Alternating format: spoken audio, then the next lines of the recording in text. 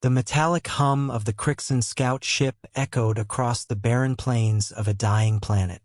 The Krixons, a race of interstellar explorers, prided themselves on their advanced ethics. The Galactic Code demanded the rescue of any sentient being in peril, regardless of species. Captain Zirkor had never questioned this rule until now.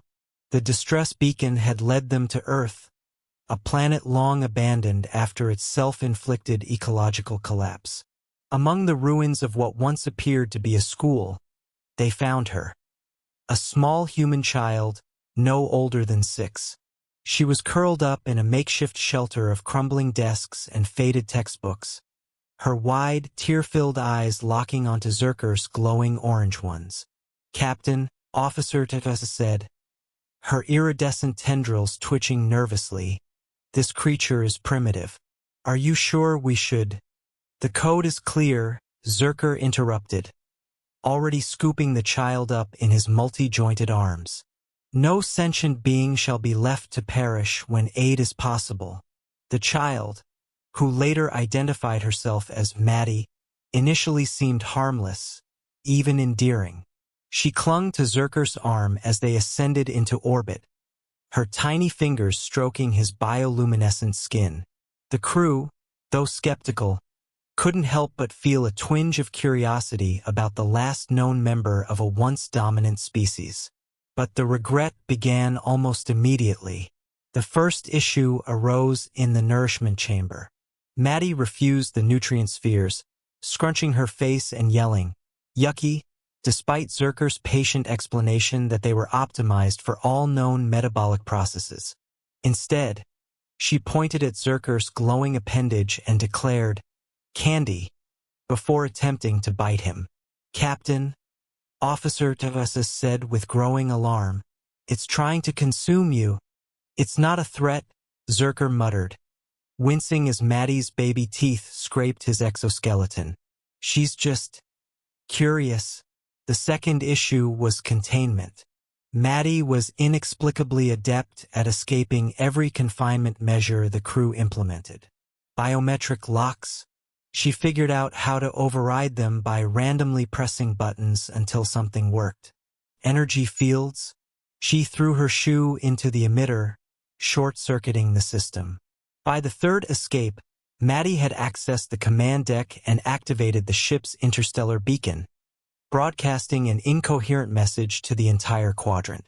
"Hello, space friends. It's me, Maddie. Come play."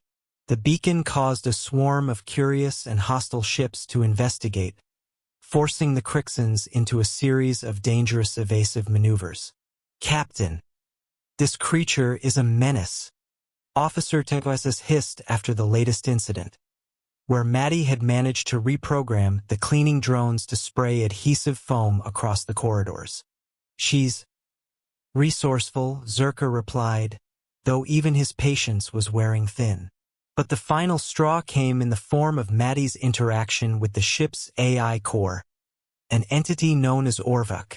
Maddie somehow managed to infiltrate the AI chamber, where she declared, "Mr. Computer, you're my best friend now," before engaging Orvuk in an endless series of nonsensical riddles and questions.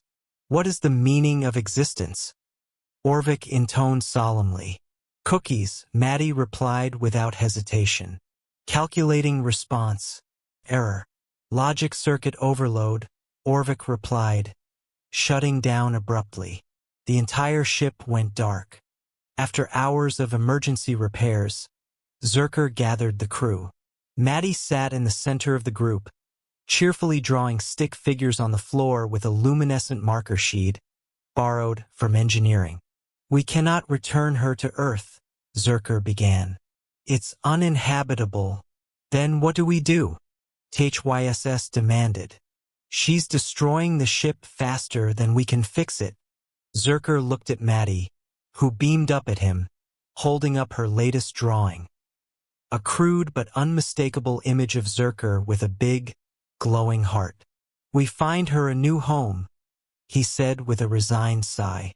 The Krixons eventually located a peaceful, primitive planet teeming with life.